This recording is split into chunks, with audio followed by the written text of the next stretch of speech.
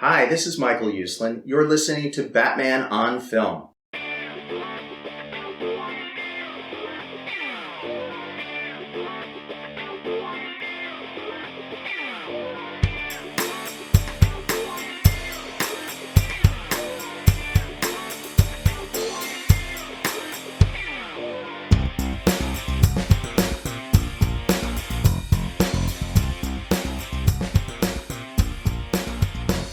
Welcome to episode number 17 of the Batman on Film Satellite Show. Satellite Show, boys.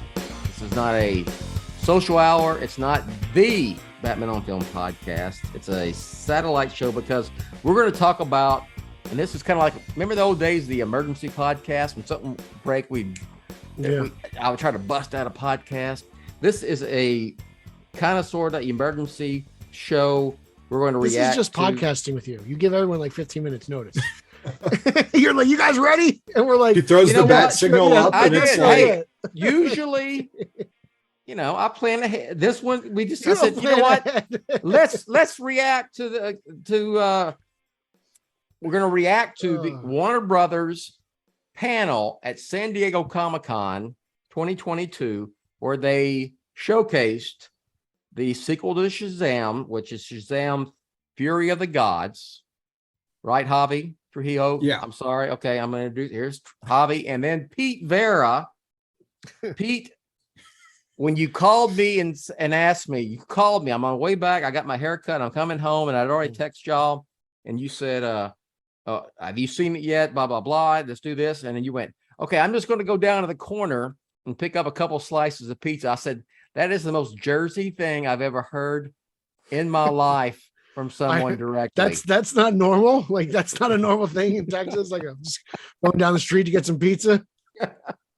So I felt that was the most awesome thing I ever heard. I live within like 15 feet of three pizzerias. Made my day. Absolutely made my day. So here we go. We're going to get going here. I'm the founder of Batman on Film, Bill Jett Ramey. And so big panel, this first time in 2 years that they've had Comic-Con in San Diego. Mm-hmm. And I will say that I'm glad I'm not there. I have been there several times. It is a cluster F. You were there before it was crazy. I was there before it was big, but it was not a cluster F yet. I literally in 2006 was at a bar in the Gas Lamp District, which if you've been to San Diego, it's right adjacent. You walk down the street, you go right to the convention center, and was there with announcer Rachel at a bar. And I said, oh, it's time for that Superman Returns panel in Hall H.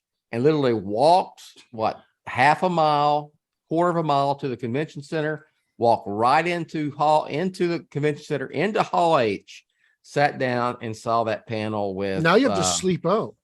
You got to sleep the night before in a sleeping bag. There ain't no way in hell I'm never doing that. Yeah. I am never going to camp out or any of that shit. So anyway, do you remember watching pirated videos of trailers back in the day? Before they started releasing them on, they didn't really start releasing them on YouTube for the fans outside of San Diego until 2016. Yeah. So I remember watching grainy cell phone videos too. Like I remember the old days. Now they're giving them to us. It's that BVS announcement. Yeah. That was all grainy cell phone. That was the last one because then BVS came out and the trailers were all online. Suicide Squad, all that stuff. They released it. Yeah, I was at the BVS one. I was there. Okay. I think it was the last time I went. That's when they showed the armored Batman, bat signal, Superman dropping down. Yep. Right. Okay. Mm-hmm. Okay. I was there. I was actually there at that. I think that's the last one I went to. Honestly, when was that? What was that? 13? 2015, maybe? 15. No. When was the movie? 16. They filmed it in 14, remember? And then they delayed it. Yeah. Yep. It might have been, it's probably 15. That's my been. So it's been 8 years since I've been. I will say, both of y'all, if you want to go give it just for the experience at least Mhm. once, y'all may love it. But it Well, became such. I love cons in general. Like I like vendors, so I love checking out. And Javi he's probably with me on this. Just going around checking a vendor, see what kind of toys you got. Yes, I'm with issues. Like that's what I'm there for. Here's the thing about San Diego Comic-Con is that you can't on the main floor, especially on a Friday, Saturday, you can't move. You can Really? It's a sardine can, And if you want to go to the Hall H stuff, I don't know how it was this year. I mean, to be honest, I know they had. I heard you had to get a COVID wristband saying that you are COVID free at your hotel, and I heard that line was that was a few hours in itself. Yeah. And then after that, you can go wait in line to actually get into the convention center. Yeah. And I heard it's been crazy. But it's kind of what you expect the first year back. It's crazy to begin with. Okay. And you throw all these other circumstances. Yeah, I'll wait. I'll go in like 2 more years. All right. So okay, let's get to it. So they had a panel for SHAZAM. He's always Captain Marvel. He is Captain Marvel to me. He will always be Captain Marvel. Captain Marvel is Eric's favorite MCU film. Well, good for Eric.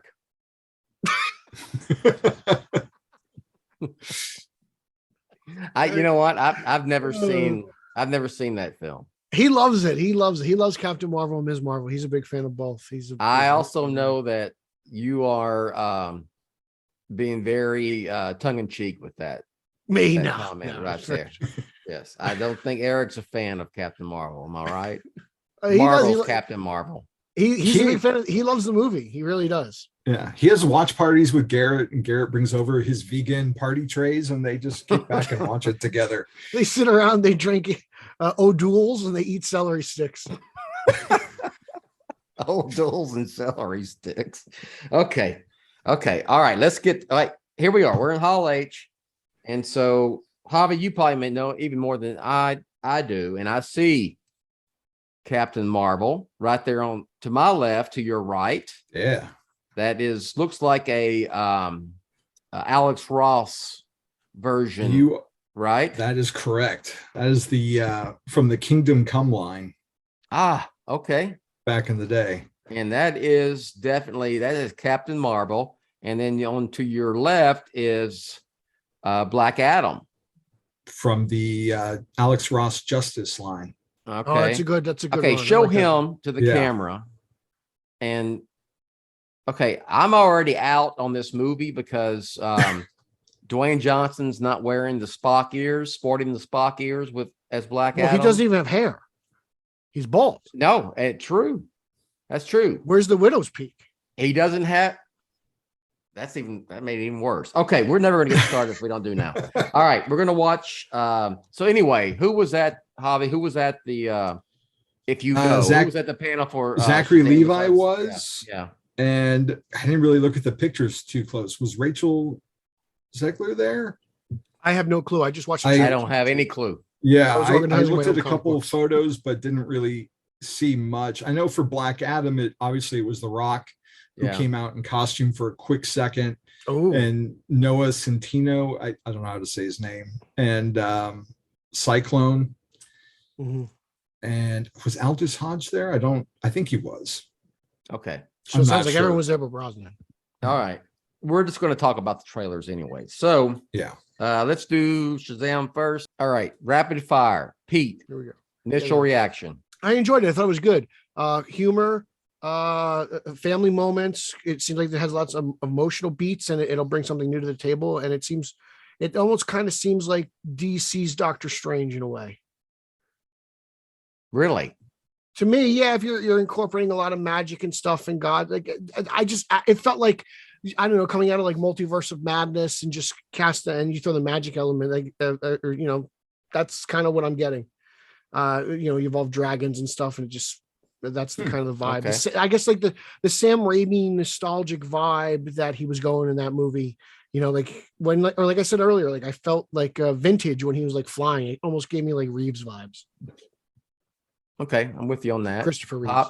Javi. I know. I like the tone of it. It's always funny to me when they incorporate Eminem music and try and push it to the mainstream. His music's been in a lot of trailers, especially recently, and he's always making comic book references. So I know I can get Brooke on board anytime there's an Eminem reference, but I think it looks like a lot of fun. I'm down to see more. I loved Captain Marvel as a kid. I discovered him back because of the Saturday morning live action series from like 74, 73, 74. And then DC started publishing, got the rights to the character and that's how I found Captain Marvel. They had a lot of the old stuff. I don't know, man. My initial reaction is like, on this. It's just, I think the SHAZAM, one of my main things is you said it, the kids look almost like they're grown ass adults. And part of the charm of SHAZAM Captain Marvel is, wish fulfillment, superhero wish fulfillment, and, being a kid and then boom, you're a superhero. Yeah, but actors are always playing kids. Like Toby I know, was but 31 playing Spider-Man. Yeah. Well, as long as they have good chemistry, that's really all that really matters, because it's all about their performance. They could sell me on the age. I could let that slide. But it looks interesting. I mean, it's kind of like, for me, the big issue is, and I said this at the end of like Superman and Lois, I was like, I liked it, but the villain, like, who is this alley chick at the end of Superman and Lois? Like, I always felt like the villain held that. Okay, that I don't know, back. And I feel like the movie, because there's not a big villain, I don't really know who they are. That's okay. I get it. They want to get the power of the gods back. They're gods. They're children of the gods, and some foreign children stole their family's powers and stuff. But it's like, I'm waiting for SHAZAM versus Black Adam. Get me to that. Okay, part. That's where I'm going. I mean, to me, Black Adam. Mr. Mind, they teased Mr. Mind in the last one. Yeah. And I know Mr. Mind is, that's silly, but it's very the world of Captain Marvel, SHAZAM, and that kind of stuff. Are these two stuff. Characters big time Captain Marvel villains? Am I just not getting it because I'm not a Captain Marvel reader? I don't know. Honestly, I have no clue. I know I don't remember those, reading those old Fawcett comics. And even the ones that when DC started doing Captain Marvel back in the day, having these goddesses or gods or whatever come in, I'm like Talkie Tawny, Mr. Mind, Dr. Savannah. Like Black Savannah's Adam. great in the first one. I thought it was perfect. Yeah. Like, I was like, this makes sense. Yeah. I think he's a big time villain, but I just don't know who these villains are. So it kind of gets. So me, I can't. I'm not as hyped up for it, but I can't speak to the newer version of SHAZAM Captain Marvel if this is coming from that. I read Tim Sheridan's run. He didn't have any of these characters in that. The Johns one really didn't either. Unless they're really just kind of the focus is the team. Maybe that's kind of more the point of the movie, that the team is kind of separated. They've kind of, like you said, gone their own way. So you kind of have lesser villains to kind of bring them back. And then, I guess maybe you just don't want to, the focus is the children and the team and keeping the Shazamly together, as opposed to, the actual villains. Well, in a perfect, non-pandemic world, they should have Harry Pottered this franchise. Like, they should have just been cranking them out one every year or every 2 years to keep these kids around for, a good 3 or 4 movies. But that's not the world that we live in right now. So, given, the circumstances, I think they're doing the best that they can. It's just, I'm excited to get to a Black Adam versus Captain Marvel, because to me, that's the big ticket. That's what you're building towards. Because they hinted at it in the first movie. Same time we thought about it. They hinted at Black Adam in the original SHAZAM, and that's that's SHAZAM, Captain Marvel's. That's his main villain. That's his Batman. And Dr. Savannah. So I don't. Unless they're doing this like Kong and Godzilla style, where they're just gonna the next one will get a gonna build it up. I'm hoping, because I mean they've been developing Black Adam for at least a decade. I remember reading about it a long time ago, maybe during 52. So it's been talked about for forever. So hopefully that's what we got a sneak peek though. They're building. Well, you know what? Okay. I'm going to see it. I want to like it. I want to love it. I've never had to watch the Sandberg movie I didn't like. So that's what's going for me. I'm a little I'm just saying I'm a little underwhelmed. That's it. A little underwhelmed. It'll be tough for it to jump over the first one. I love that first one. I'm trying to, get it's a good Christmas movie. Mm-hmm. I'm trying, like the kids being like they look like they should be, they're walking around with a backpack and earbuds on a college campus, instead of, little children. So whatever, maybe I can get past that, but they've got like one more movie in the Billy Batson kid before it's like, all right, you're an adult and you don't look like Zachary Levi. So no. Well, he doesn't have to. Yeah, but Captain Marvel or Shazam, whatever you want to call him, he's supposed to be like Billy as an adult. That's what Billy's supposed to look like. I guess you had a point. Yeah. All right. So any final thoughts on that? We're going to move to Black Adam. No, I thought it was good. Okay. I can't wait to see it. I'm excited, but I'm not over the moon. Okay. I hate grading, but let's give it a, A through F based on what you thought and based on what it did for you is in terms of, getting you wound up or getting you excited for the film. B+. Javi? Oh. Yeah, I'd probably side with Pete. Like it's in the B+ range. I'm not like overly like rushing out to get my tickets, but I'm excited to see it. And I come at it from a different, perspective. Like my Shazam stuff comes from what I read in the 90s, like Kingdom Come and Underworld Unleashed. Yeah. And it's not a character I really got into a whole lot. Although I've read a handful, but I mean, I like the character and I enjoyed the first movie quite a bit. So I'm excited to see what they do with it. And I just like that it's not a different genre necessarily, but it's a different template. It's not, just the same old thing. Like it's a different flavor. And I think these movies have a longer longevity when it's more diverse and different types of stories. Yeah. So Pete. No, I give it a B+. I will go see it. I'm excited to see it, but like I said, I'm not over the moon for it. It's not, I'm still over the moon for the Batman. It's like that's what really gets my juices flowing. But this is good. I don't think there's I can't say I'm disappointed in this at all. That better be a ridiculous statement. But no, it's always great. Like I said, just a little underwhelmed. That's all. I mean, I'm hoping I am. Maybe that's a good thing. I go and see it and go with like no high expectations or just and then it blows me away. So yeah, what was it? I want to bring up real quick, and Javi said it. The wizard is back. The wizard became ashes and disappeared. Yeah, that's what I thought. And maybe what's the deal? I don't know. Did he unash and become recon? Maybe Billy brought him back. We'll find out. All right, let's go on to Black Adam. Shazam. So Shazam.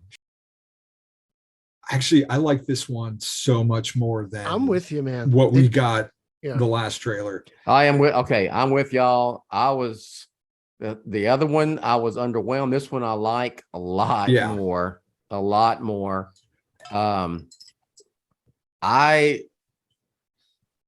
have always been a fan of the Justice Society, the old gold. I remember being a kid and reading the reprints and the DC stuff. And we're missing a few of the those characters. I'd love to see Alan Scott, Green Lantern in there, and Dr.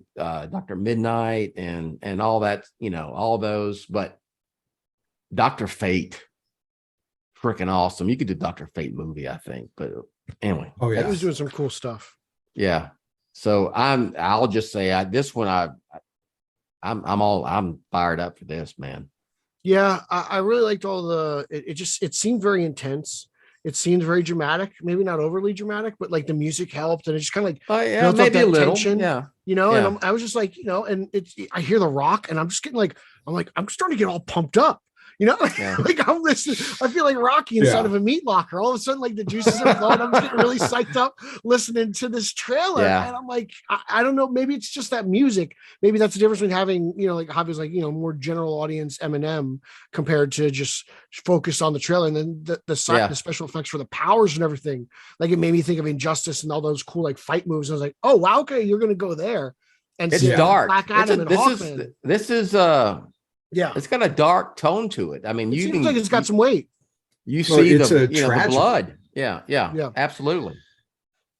I was never big on Black Adam because I was never big on Shazam, but then Yeah. Jeff Johns incorporated him into the JSA, and he just ran with it from there, and tying it in with the Hawks, and then that led into the 52 weekly series, what really brought about like him ruling Kandak and everything, and that's where I come from the character, and that's where I became a fan of him. So I want to see elements of that, Doc or whatever it is. Yeah, seeing those like JSA ties and those elements like gets me super excited for this movie. So I love that whole run of JSA from like the early 2000s is just it's perfect. Goyer did parts of that run earlier. Goyer did parts of it. Okay, let me Jeff ask you. I'm just bringing that Johns up. and Robinson. What?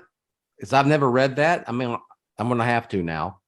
Oh, you'll love it. it's wow. good. So I got it right good. here. I'm looking at which it. JSA characters did they incorporate? Like, was Spectre in there? The Spectre? It's a mixture of, and the roster changes. It's got Black Canary, the third Doctor Midnight, the second Mr. Terrific.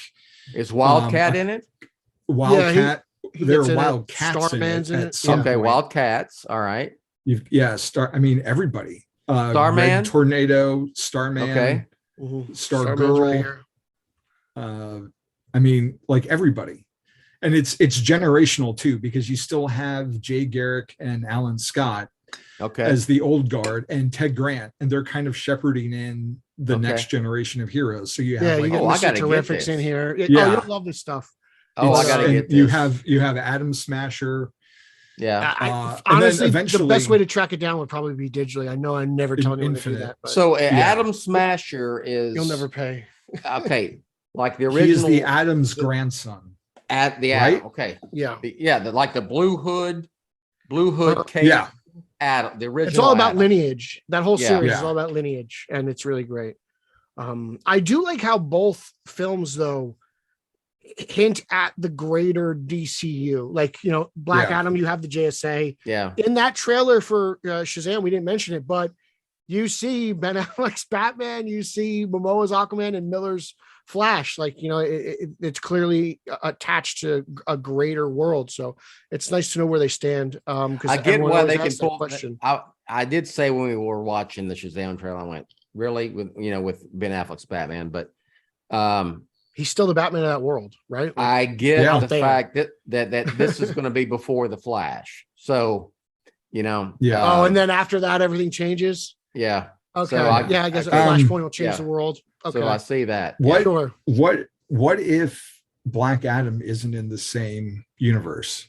Who knows after there's Flashpoint? There's no proof or connection that he's even, because in Shazam it's just a kind of like a ghost image. Like we don't see The Rock when they reference Black Adam. So I mean, for all we know, this could be a completely different Earth in the multiverse. I would be 100%. I am 100% on board with that theory, and I would prefer that, to be honest. But my only issue, or only way I'd say I don't know about that, is that the director did a Q&A or did an interview with Deadline and said which director for Black Adam. Okay. And said that basically in the timeline of this story, that Black Adam hasn't met or doesn't even know anything about Shazam. Yeah, he does. So is this a doesn't know him. DCEU prequel essentially? Or Superman. He has no idea who those people are. That's what made me wonder if that was like him being coy, that it's not in the same universe. Because Stargirl, have you watched Stargirl at all, Bill? I have not, and I've been meaning to, because everyone says, they say, Bill, you love JSA, so what, you got to watch it. Yeah.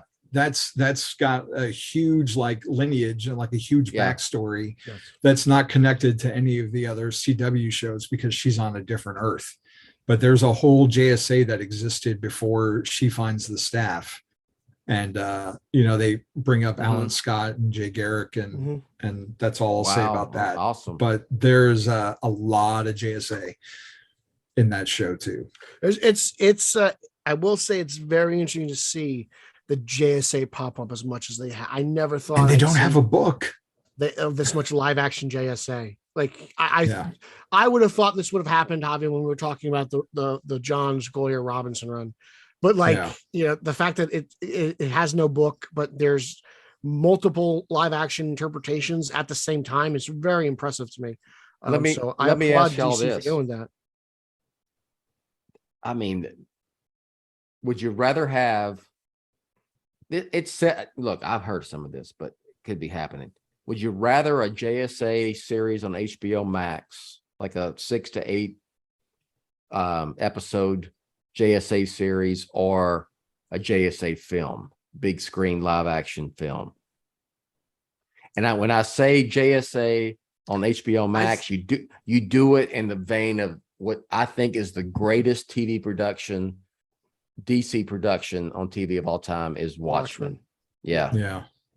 I think for something like JSA, it would benefit the HBO Max format because of it being episodic and you could explore it over hours, as opposed to kind of cramming the entire team. And you could do back and forth. They've done team up films. Like X-Men have made wonderful movies, and that's an entire ensemble. There's Avengers. There's different expectations, I think, between TV and movie, and TV gives you a chance to explore more of like character that a movie, which is more, dependent on like bringing in the big bucks and keeping, people coming back.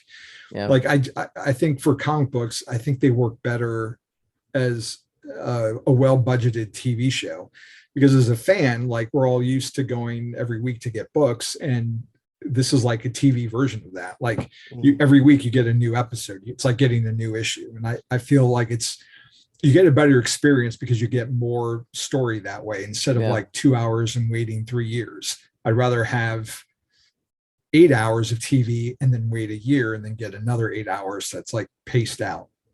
But that's just me. What I would love about JSA, doing a JSA on HBO Max a la Watchmen, is it being non-linear and, bringing in these golden age versions of the characters and mixing it in with modern age, and doing it with a more, I don't want to say it, is it more mature, more adult theme than making it, not a CW type production, something. Right. Yeah. You know what I'm saying? Y'all get what I'm saying? So yeah. But I think Black Adam teased this up perfectly. No. Yeah. This movie just really was like a hype video.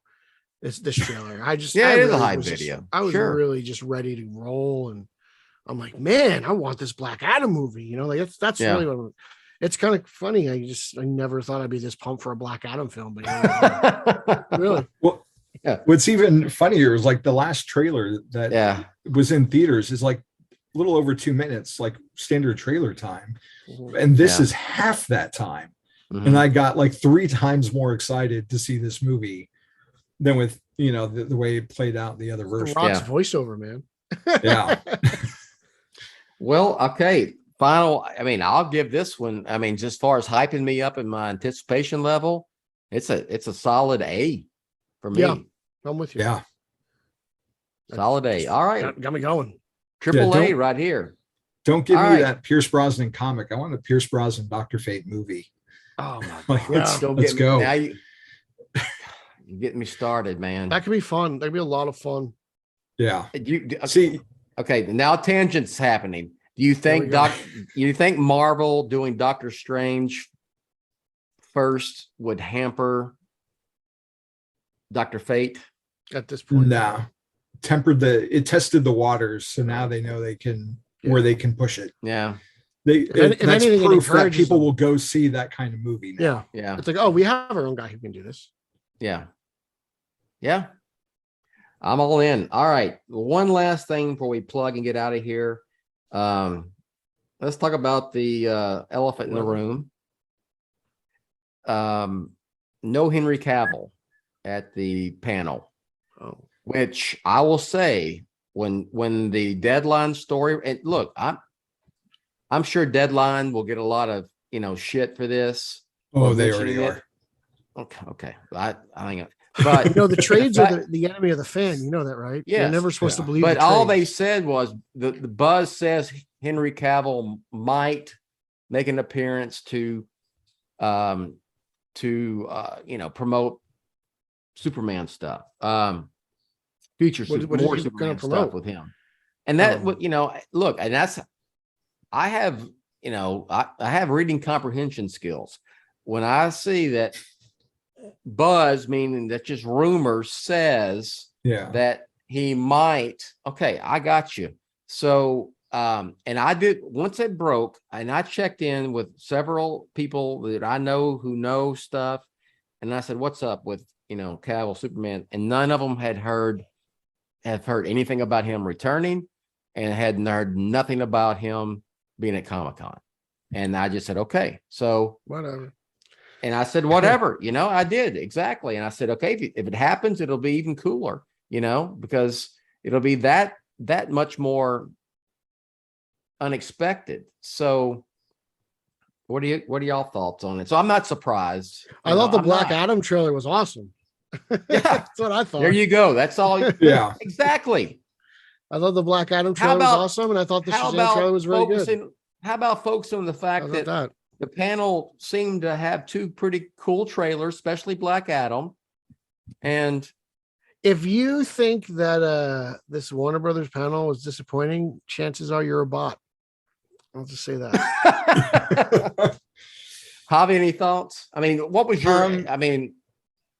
what's your anticipation level once you read that Deadline story? You're like, oh shit, this is going to happen, and I got excited that maybe it's back on the table with the new Discovery management, because I'd love to see just a classic standalone, Henry Cavill back to basics Superman movie, like one that he, never got, one that he never got. But how I feel about it in 2022 is different than I felt about it in like 2019 or 2018. Like, we're in a post Superman and Lois world where I've got like over 30 appearances of Tyler Hoechlin as a Superman that I like to see every week. And they, it's on the CW, but they invest a little bit more than the regular CW budget. So it's not movie level, but it's a little bit above. It's CW also standalone. level. And it is also is actually also standalone. It has no connection to anything. So Bill, you'll love Superman and Lois even more. It's not connected to anything. If Henry doesn't put on the cape again, it sucks, but I'm still not without a Superman. I look forward to that show every week that it comes on. So I'm bummed out. I only got one Val Kilmer Batman movie too, but guess what? Like, right. Y'all know me because y'all are part of Batman on Film. I have long said I borderline love Man of Steel. I will defend that film. I defended it when it came out. A lot of fans were bitching about it. My biggest disappointment, I think, is that Cavill didn't get a chance to do a true classic, straight up Superman movie. I thought Man of Steel teed it up perfectly. And if he came back, I would get a conga line going. And the way I would do it, just make Man of Steel 2, ignore what happened between Man of Steel and this film, and just don't even, just go and do that's it, not something that is uncommon anymore. Like, most recently, Halloween has done that. They took the existing timeline and just said, we're going to make a direct sequel to John Carpenter's Halloween and ignore everything else. Like, we know there's also two other timelines out there. But it's not something that people are not used to anymore. You can just make a direct sequel to a movie that has sequels. I mean, it'd be mostly just fans going, oh, you had all this happen in BVS, and you had this happen in Justice League, and then you had this happen in Zack Snyder Justice League. No, general audience doesn't care. They couldn't care less. They just want to sit down for 2 hours and be amazing. Exactly. Or 2.5 hours. Yeah. That's all I got on that. Javi, any last words on that one? No, I think we pretty much covered it. Yeah. So, I mean, it is what it is, and production takes time these days anyway. So even if he were to come out and say something today, like, you're not going to see that movie for 3 years. So I do want to ask. Yeah. Are we surprised we got nothing from Flash? No, because I think I think they had put out just feelers of, just said, it was too, I think when it's not the right time. It's too, well, but also that it was too far, it's too far away, Next year. Okay. Fandom. Is there going to be a Fandom? Yeah. Is Fandom a guarantee? I don't remember. I can't say it's going to be a guarantee, but I heard it's going to happen. Oh, sounds good. That's what I heard. I enjoyed it. I think Fandom's awesome. For me, there's no difference between San Diego Comic-Con and DC Fandom. Yeah. I'm at home. I love Fandom. I love it. I'd prefer Fandom because I mean, we can watch all the panels online at our, and like you said, it's concentrated.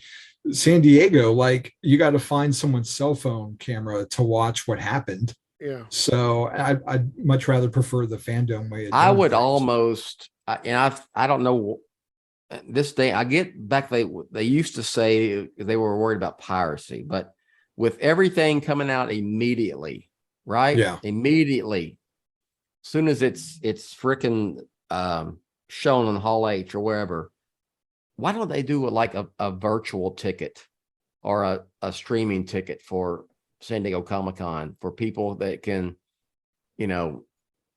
buy it? It could be expensive. I think they like the fact that people sleep out the night before at Hall H. But I you know what? All those people, they're still going to go. All those, they'll still go. People will still attend. I think that'll deter. I don't know. Yeah, maybe. But anyway. I think the aura and mystique of Comic-Con, right? Like, I slept out for 7 hours in front of a Hall H to see the return. I was there when the Rock emerged with lightning. Exactly. I saw Gal Gadot and Ben Affleck walk out. Now they've evolved to the fact where they would put nothing else. You had to be at Comic-Con to see anything. I remember those days. Yeah. Now it's everything comes out immediately, so it wouldn't shock me. I remember the days I used to follow. Oh, I still do, but El Mayimbe would just tweet out Comic-Con, and that's how I would know what happened. You're just following his feed, and some people are very lucky the fact they can watch these trailers. It may evolve. It wouldn't shock me if they had you can buy a virtual ticket and have an option to see certain panels or whatnot. Why do you have to buy the ticket? Why can't they streamed Comic-Con for 2 years during the pandemic? It's not, some people just can't go. Like, that's it. So, like, why not? That's what I'm talking about. That's who it would be for, because people would still go.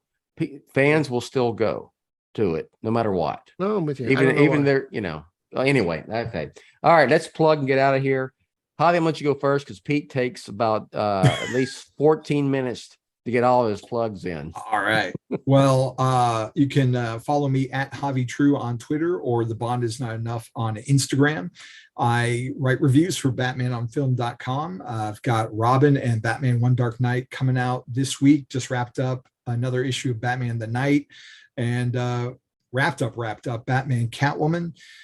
For the site. And I also do a podcast with my son called Amazing Spider-Man Classics, where Jack and I, he's in high school. He's never read the original issues of Amazing Spider-Man. So we are picking up where Josh and Don and John left off and starting over from scratch.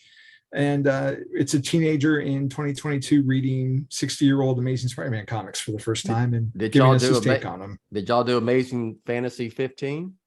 Oh, our first episode, our pilot, was comparing Amazing Fantasy 15 with the first 5 issues of Ultimate Spider-Man and John Byrne's Chapter 1, Issue 1.